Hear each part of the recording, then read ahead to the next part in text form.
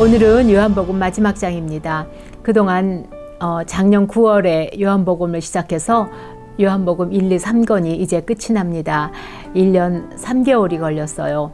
그동안 요한복음 공부하느라고 수고 많으셨습니다. 어렵기도 했지만 또 주시는 은혜도 많았을 줄 압니다. 요한복음 20장에서 부활하신 예수님은 막달라 마리아에게 나타나셨습니다. 그리고 제자들에게 나타나셨고 또 도마에게도 나타나셨습니다. 요한복음 20장 마지막 절은 오직 이것을 기록함은 너희로 예수께서 하나님의 아들 그리스도이심을 믿게 하려 하며 또 너희로 믿고 그 이름을 힘입어 생명을 얻게 하려 함이라 했습니다. 책의 마지막 마무리와 같은 형식으로 끝이 났었습니다. 그리고 21장이 더해집니다. 그래서 21장은 특별 부록처럼 특별한 의미를 위하여 첨부되었다고 볼 수도 있습니다. 오늘 21장에서 예수님은 디베랴 호숫가에서 제자들과 다시 만나십니다. 예수님이 제자들에게 나타나신 것은 본문 말씀처럼 세 번째입니다. 20장에서는 제자들과 예루살렘에서 만나셨는데 이제는 갈릴리로 장소가 바뀌었습니다. 제자들이 예루살렘을 떠나 갈릴리로 간 이유를 성경에서 찾아봅니다. 마태복음 28장 10절 말씀요. 마리아에게 예수께서 이르시되 무서워하지 말라. 가서 내 형제들에게 갈릴리로 가라 하라. 거기서 나를 보리라고 하셨습니다. 또 마가복음 14장 27절 말씀에도 예수께서 제자들에게 이르시되 너희가 다 나를 버리리라. 이는 기록된 바 내가 목자를 치리니 양들이 흩어지리라 하였음이니라. 그러나 내가 살아난 후에 너희보다 먼저 갈릴리로 가리라 하셨습니다.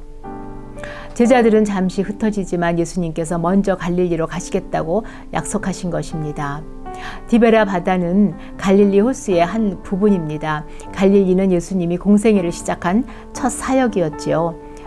예수님은 이곳에서 고기 잡던 제자들을 부르셨습니다. 그리고 이곳에서 3년 가까이 제자들과 함께 사역을 하셨습니다.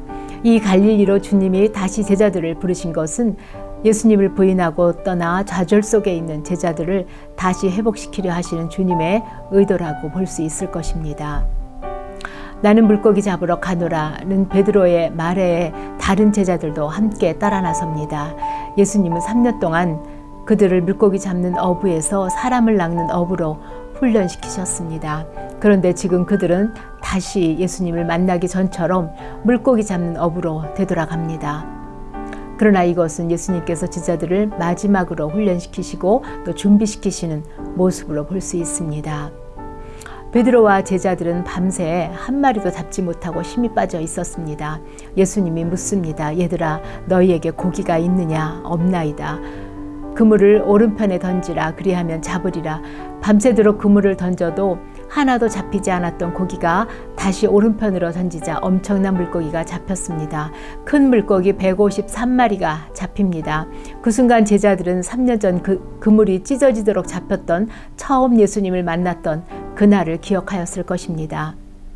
이 두 장면은 비슷해 보이지만 전혀 다른 모습입니다. 3년 전에는 게네사렛 호숫가에서 예수님이 베드로를 부르시는 콜링 장면입니다. 그리고 오늘은 예수님께서 제자들에게 사명을 주시는 커미션 장면으로 볼 수 있습니다. 콜링과 커미션의 차이입니다. 처음 부름을 받을 때는 어부였습니다. 목적이 고기 잡는 일이었지요. 고기가 잡히지 않아 실망합니다. 지금은 예수님의 제자입니다. 고기보다 예수님이 왜 역사하시지 않는가에 하는 것이 실망의 원인이 됩니다. 예수님에 대한 기대가 무너졌기 때문입니다. 예수님은 처음에는 호수 깊은 데로 가라고 하셨습니다. 지금 있는 장소가 잘못되었다는 뜻입니다. 지금은 오른편으로 방향만 바꾸라고 말씀하십니다. 바른 위치에 있습니다. 오로지 그 자리에서 방향만을 바꾸라는 말씀입니다. 요한이 주님이시다라고 하자 베드로는 그 성품대로 곧바로 바다로 뛰어듭니다. 베드로가 처음 예수님을 만났을 때는 잡힌 고기를 육지로 가져온 후에 나는 죄입니다. 나를 떠나소서라고 말했습니다. 그러나 지금 베드로는 고기 잡는 것에는 관심이 없습니다. 예수님이라는 소리에 그냥 물속으로 뛰어듭니다. 배와 육지는 불과 한 50칸쯤 된다고 하였습니다. 100m가 안 되는 거리예요. 주님을 조금이라도 일찍 보기 위해 겉옷을 입고 물로 뛰어든 것입니다. 베드로에게 나타난 큰 변화입니다. 예수님이 무서워 떠나기를 원하던 그가 예수님을 조금이라도 더 일찍 보고 싶은 베드로로 바뀐 것입니다. 많은 실수와 실패 속에서 사랑과 너그러운 용서를 받아 예수님에 대한 이미지가 달라진 것입니다. 베드로에게는 좋으신 예수님, 더 가까이 가고 싶은 예수님으로 변화된 것으로 보입니다. 밤새도록 고기를 잡느라 지쳐있던 제자들을 위해 예수님은 숯불을 피우시고 따뜻한 아침을 준비해 놓으셨습니다. 아마도 제자들은 예수님을 바로 쳐다볼 수 없었을 것입니다. 다시 오겠다는 약속을 기다리지 못하고 고기 잡으러 나간 자신들의 모습이 부끄러웠을 것입니다. 더욱이 숯불을 보고 베드로는 숯불 앞에서 주님을 3번 부인했던 기억이 떠올랐을 것입니다.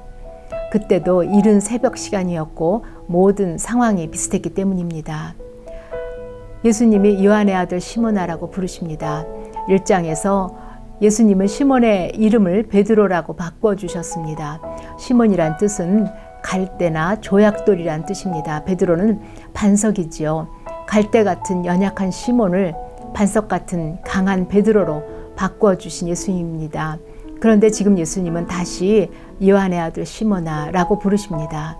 우리가 은혜를 깨닫기 위해서는 자신의 연약함과 죄를 인식해야 하는 것처럼 베드로를 회복시키기 위해서 예수님은 그의 연약함을 다시 한번 깨닫게 하십니다. 그리고 예수님은 3번 부인한 베드로에게 3번 사랑하느냐고 물으십니다. 예수님과 베드로의 대화입니다. 첫 번째 질문은 이 사람들보다 나를 더 사랑하느냐고 물으십니다. 왜냐하면 베드로가 최후의 만찬에서 모두 주를 다 버릴지라도 나는 그리하지 않겠다고 말한 것을 상기시켜 주시기 위함입니다. 베드로가 대답합니다. 주님, 그러하나이다. 내가 주님을 사랑하는 줄 주님께서 아시나이다. 예수님은 베드로에게 내 어린 양을 먹이라고 사명을 주십니다. 어린 양은 아이처럼 보살피고 먹여야 할 것입니다. 예수님이 2번째 질문을 하십니다.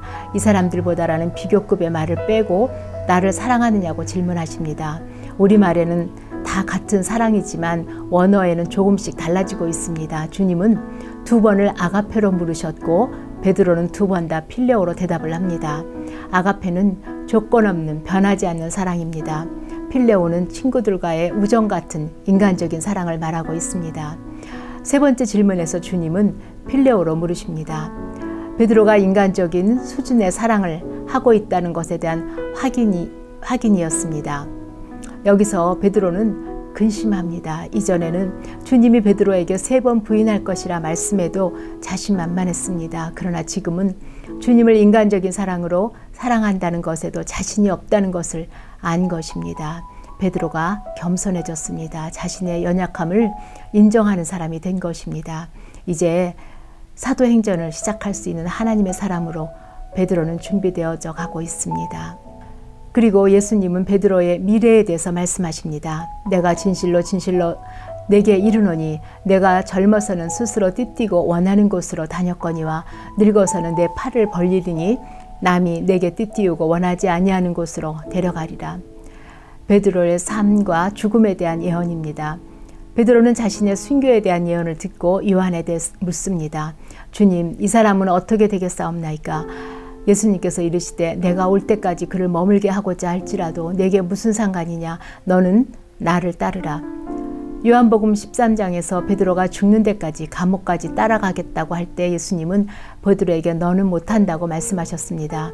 그런데 지금은 아니지만 후에는 따라오게 되리라고 예수님이 말씀하십니다. 이제 베드로는 주님을 따라갈 수 있는 사람이 된 것입니다. 그러나 주님을 따라가는 베드로가 넘어야 할 마지막 단계가 있습니다. 그것은 바로 요한과 자신을 비교하는 것입니다. 베드로는 요한은 어떻게 될 것인가를 묻습니다. 예수님은 내가 요한은 영원히 살게 한들 너와는 상관이 없다고 하십니다. 그리고 너는 나를 따르라고 하십니다. 우리는 여기에서 다른 사람과 비교하고 있는 베드로의 연약함을 보게 됩니다. 다른 사람과 비교한다는 것은 우리에게 열등감이나 혹은 교만함으로 나타나게 됩니다. 우리 신앙생활에서 항상 우리가 넘어지기 쉬운 연약함이죠. 사단의 함정입니다. 카인은 아벨과 비교합니다. 야곱과 에서도 서로 비교하며 갈등합니다. 비교하는 모습은 그들의 삶에서 죽이고 미워하는 죄악된 모습으로 나타납니다. 이런 비교의 모습은 우리들의 삶에도 그대로 나타나고 우리들의 아픔이 됩니다. 그렇습니다. 오늘 본문을 통해서 우리가 기억해야 할 것은 주를 사랑하는 자에게 주님은 사명을 맡기십니다. 주를 향한 사랑이 없이는 사명을 감당할 수 없기 때문이지요. 그리고 사명을 감당하기 위해서 우리는 주만 바라보고 따라가야 할 것입니다. 비교하고 경쟁하는 마지막 고개를 넘어가야만 합니다. 주님을 사랑하여 끝까지 주만 바라보고 따라가는 저희를 통해 주께서 영광을 받으실 것입니다. 함께 기도하시겠습니다. 하나님 아버지, 베드로의 부인과 연약함에도 끝까지 사랑하시는 그 주님이 우리의 주님이십니다. 주님의 따뜻한 조반을 눈물로 먹은 베드로는 그 후에는 믿음에 굳게 서서 주님이 맡기신 사명을 넉넉히 감당하는 사도가 되었습니다. 우리의 연약함을 아시는 주님, 우리가 땅끝에 있을지라도 우리를 회복시켜 주옵시고 더 이상 과거에 묶이지 않도록 세워주시기를 간절히 원합니다. 그리하여 주를 사랑하며 오로지 주만 바라보고 따라가는 저희가 되게 하여 주옵소서. 그동안 요한복음을 통해 주신 은혜에 감사하며 우리 주 예수 그리스도 이름으로 기도합니다. 아멘.